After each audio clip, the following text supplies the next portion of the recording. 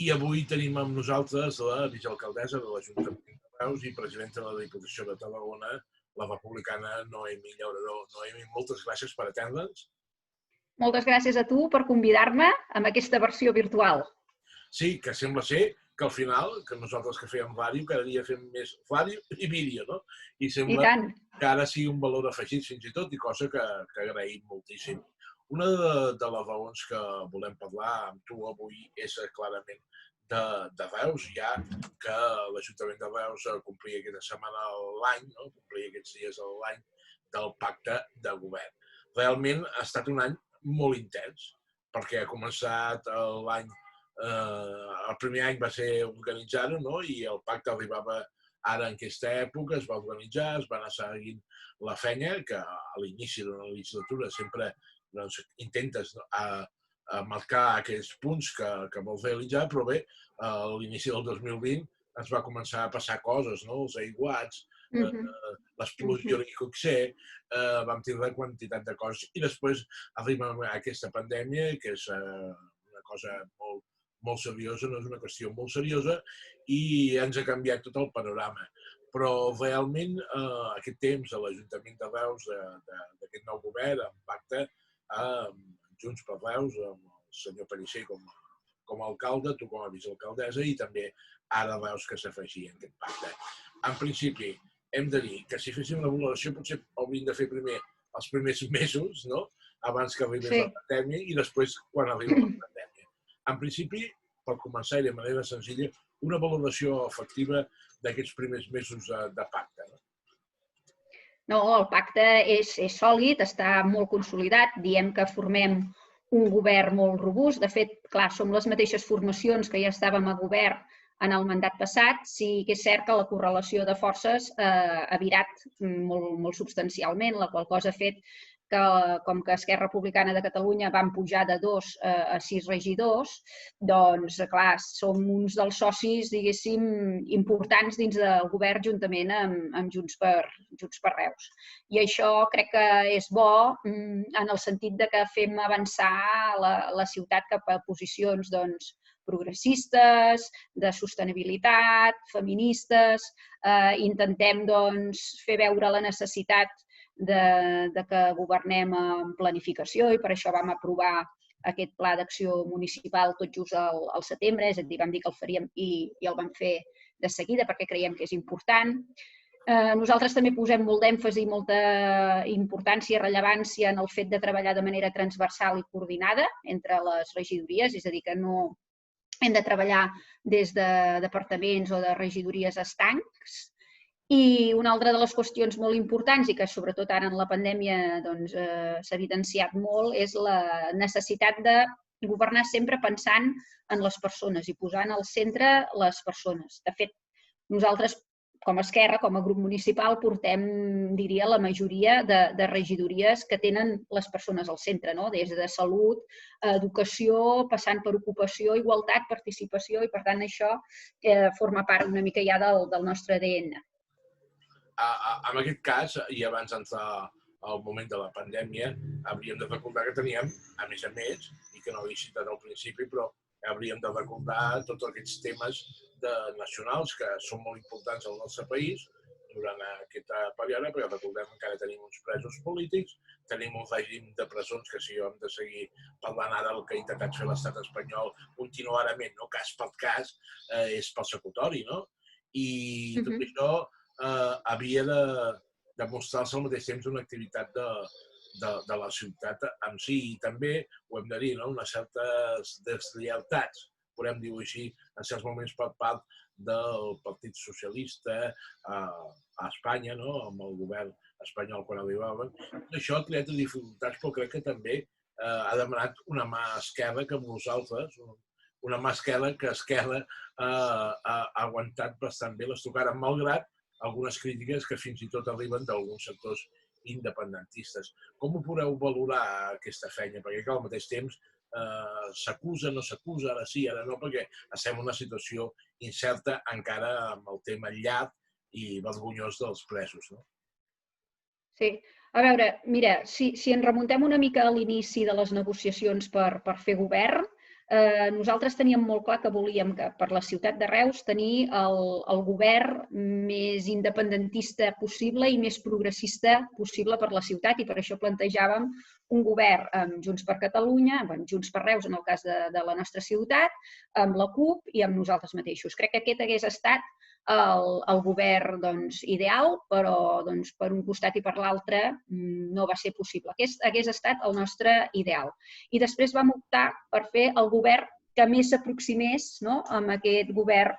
progressista i independentista i el que tenim conformat és el que considerem més oportú i més adient. No vèiem factible arribar a acords, i de fet això va ser el que ho va dificultar,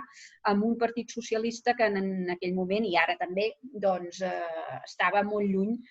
dins del nostre ideari nacional i independentista, i més quan no hi va haver tampoc cap moviment a favor d'alliberar els nostres presos polítics, a les nostres preses polítiques, a l'acostament de les persones exiliades. Nosaltres mateixos, dins del si del govern de la ciutat, fins ara estàvem, o encara estem, imputats pel fet d'haver llegit un manifest el dia del 3 d'octubre. Ara sembla que se sobreseirà, però encara falta el posicionament de l'advocacia de l'Estat i, per tant, tota aquella situació tan tensa i cap moviment per part del PSC a les posicions democràtiques, de dir, escolta, aquesta gent ha de sortir, no els podem tenir presos d'aquesta manera, ens ho va dificultar molt. Tot i així, amb la vessant nacional és impossible arribar a cap acord, però en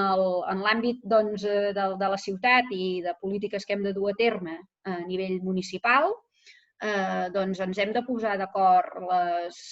més nombre de forces possibles per tirar endavant situacions complexes, i ara n'hem viscut una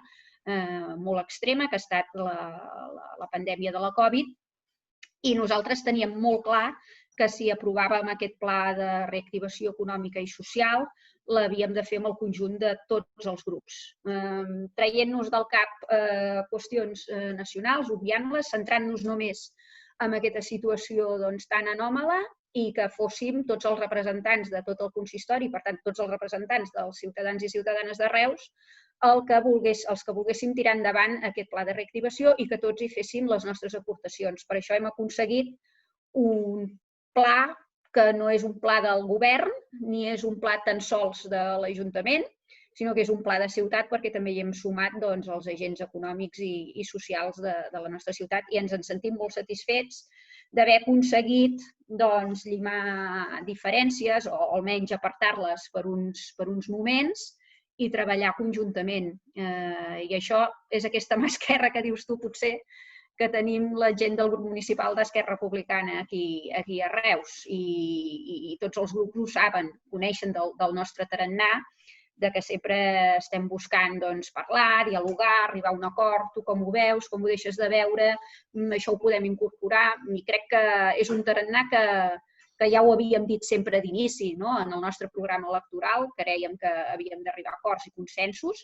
que treballar en una ciutat, en el govern d'una ciutat, vol dir fer-ho així, i que no només s'ha de buscar l'acord i el consens amb l'oposició quan els necessites, que és quan no tens una majoria, sinó fins i tot quan tinguis una majoria. Ara ens trobem davant d'aquesta situació, estem amb una majoria absoluta. A nivell pràctic, diguéssim, no necessitaries l'acord per res de la resta de grups, però crec que això no enriqueix en absolut les polítiques que es puguin dur a terme en una ciutat, i per això sempre els busquem, sempre i quan no es refereixin en aspectes nacionals que, evidentment, estem en les antípodes. Un dels temes també importants d'Esquerra és que és de l'encarregada de la regidoria de salut d'aquesta ciutat. En moment de la Covid, lògicament, podíem parlar i en podem parlar de tot el que s'ha estat fent, però també un dels temes que va marcar l'agenda política va ser l'acceleració encara ara més del traspàs de l'Hospital Sant Joan de Reus. Ara tot això, m'imagino que va quedant un xic apartat, perquè es farà ja més o es farà més endavant que algun dels processos, encara que alguns s'estan ja seguint, però bé, la responsabilitat que vau assumir ja l'anterior legislatura, on la teva persona era la que estava com a representant d'Esquerra al Consell d'Administració, etc., també heu seguit batallant, intentant, sobretot, solucionar el tema de la salut dels Reus, que potser és un tema més global que només el traspàs d'aquest hospital. Com ha estat portant això i també com haurà aconseguit la màxima atenció que va viure el propi pandèmia, la pròpia realització i avançament de la pandèmia? Doncs la salut, evidentment, va més enllà de l'atenció sanitària i de l'atenció que ens dispensen, evidentment, els centres d'atenció primària i el nostre hospital, del qual ens en sentim tan orgullosos i orgulloses. Però és un cop ja entrem en la fase de la malaltia o de la necessitat que ens intervinguin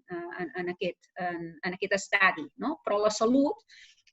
diguéssim, va més enllà. I dins d'aquest àmbit, d'aquest sector, l'Ajuntament, el municipi, hi pot fer molt en un altre àmbit que és una mica desconegut, que és la salut pública i la salut comunitària. No tant la part assistencial, sinó tot el que fa referència més a la protecció de la salut, a la promoció dels hàbits saludables. I ara, en aquesta situació que hem tingut de la Covid-19, han sortit força persones expertes posant-ho damunt de la taula, de dir, possiblement, si haguéssim impulsat més polítiques de salut pública, de protecció, de prevenció, etc., possiblement, perquè no ho sabrem mai això, els efectes haguessin pogut ser menors. Bé, com que era un fenomen desconegut per tothom i de tot se n'aprèn, jo crec que és una de les qüestions que hem après arran d'aquesta situació, que és que les polítiques de salut pública, que per tant duen a terme també els ajuntaments, s'han de posar amb més rellevància del que fins ara han estat i promoure molt els hàbits de vida saludables i tenir en compte també detectar molt bé a la ciutat quins riscos per a la salut de les persones hi ha per tal de prevenir-los. I en aquest sentit crec que la regidoria de salut, encapçalada per l'Òscar Subirats, ho té molt clar, ho té molt en ment i creu que, evidentment, per prevenir possibles situacions delicades com les que hem tingut, el paper de la regidoria de salut en aquesta part de la salut pública i comunitària ha de tenir un paper molt més rellevant del que ha tingut fins ara i que, mica en mica, tota la població i la ciutadania se n'està conscienciant de què és necessari, a part, evidentment, de tota l'atenció sanitària i tota la feinada que han fet tots els professionals de totes les categories que treballen en el món sanitari. Però a la fase inicial, a l'anterior, crec que és on hi hem de dipositar també molts recursos, perquè té conseqüències després amb la menor necessitat d'anar a l'atenció sanitària i que, per tant, no se saturi com hi havia hagut el risc durant aquests mesos. En aquest aspecte, i passant a una altra cosa, està clar que s'ha posat com a prioritat essencial el tema de sanitat, ha sigut global, però ens hem donat compte que potser teníem qüestions febles que hauríem de treballar cada vegada més i justament ho hem tingut que improvisar sobre la marxa, que potser és la part tan més difícil. Entre altres coses, i per anar acabant, teniu la regidoria de Cultura. Ja sabem que Reus la cultura és un tema essencial per a la ciutadania i justament l'any que agafaríeu absolutament les rendes pel Sant Pere, que t'ha clar aquesta situació i s'ha improvisat, el regidor de Casens s'ha improvisat sobre la marxa el que s'ha pogut fer, com era ahir, el dia de Corpus de la ciutat, que se va intentar fer coses que ens aproximen. Realment, la dificultat de treballar en aquests moments és molt més gran fins i tot de la que pensem. A veure, no hi ha hagut improvisació tampoc, el que hi ha hagut és molt de treball per repensar com podíem mantenir la cultura, tot i unes circumstàncies que ens limitaven molt i que ens feien haver de complir una sèrie de requisits que amb determinades activitats culturals són pràcticament molt difícils de dur a terme, com el de mantenir les distàncies, etc., molta activitat aturada, etc. Però crec que el treball que s'ha fet des de la Regidoria de Cultura en aquest sentit de reorientar-se per continuar oferint a la ciutadania la cultura ha estat gran. Les dificultats en treballar, sí, hi han estat, però hi han estat en tots els sectors. Per tant, l'administració local tampoc no han estat exempta i ens hem hagut d'esforçar molt, sobretot, en tota la relació de l'administració amb la ciutadania per la via telemàtica, per exemple, i aquí hi ha hagut molts esforços també de la regidora Flores, que porta la regidoria de serveis generals i, per tant, de tota l'àrea també de tecnologies, i també a l'hora de treballar la mateixa administració des de casa, telemàticament, accelerant també els objectius que ens havíem plantejat de també tenir la possibilitat de teletreballar. Hem hagut d'avançar molt aquests objectius que teníem previstos, però en un mig termini per poder-los treballar amb calma i amb el temps que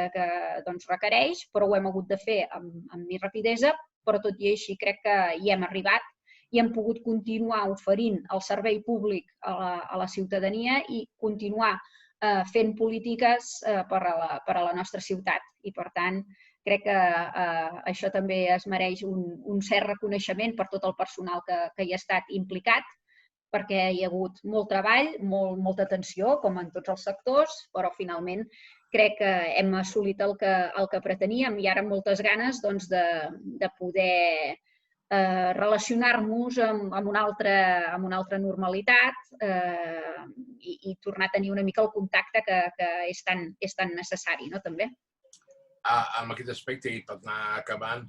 tenim també, hem de parlar dels regidors, el senyor Carles Prats, la Marina Berasategui, que tots dos han tingut que improvisar feina perquè els afectava directament. Una seria la promoció i les qüestions bàsiques d'aquesta ciutat que ha quedat desmuntada fins i tot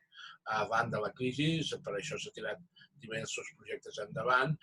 la crisi del comerç, l'ha fet associar al comerç, i l'altra seria la mobilitat en aquesta ciutat, que cada vegada sembla ser que quasi bé, amb passos més agegantats, anem cap a una postura d'una ciutat més sostenible, sí o sí, no? I això ho he trobat que potser és una de les gràcies d'aquesta Covid, que al final ens hem donat compte tots que potser sí que hem d'accelerar aquest benestar, de ciutats sostenibles, que hem de treballar més el producte interior, és a dir, tot allò, aquelles coses que